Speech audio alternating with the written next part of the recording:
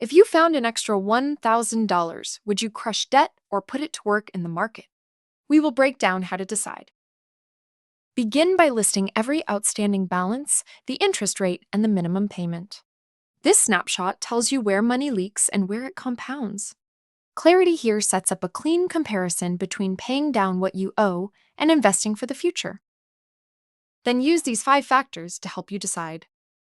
First, consider interest rates. Compare the interest rate on your debt to the potential rate of return you might expect from investing.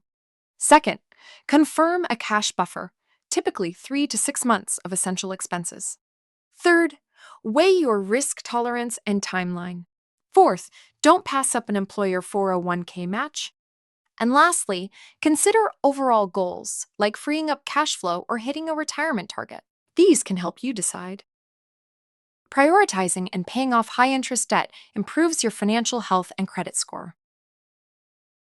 Investing while carrying risk provides the potential for higher long-term growth, essential for achieving goals like a comfortable retirement.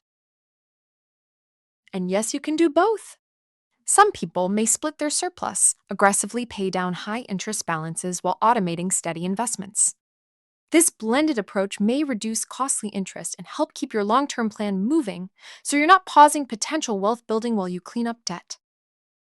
Put numbers to work with Western and Southern's Payoff Debt or Invest calculator, which compares after-tax cost of debt with after-tax expected returns to suggest which path is financially advantageous for your inputs. There's no one right answer for everyone.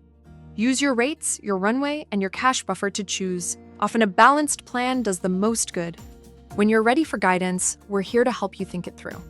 A chat with a financial professional could help you align your strategy with your goals and comfort level. Visit westernsouthern.com for more tips or contact us to discuss your goals.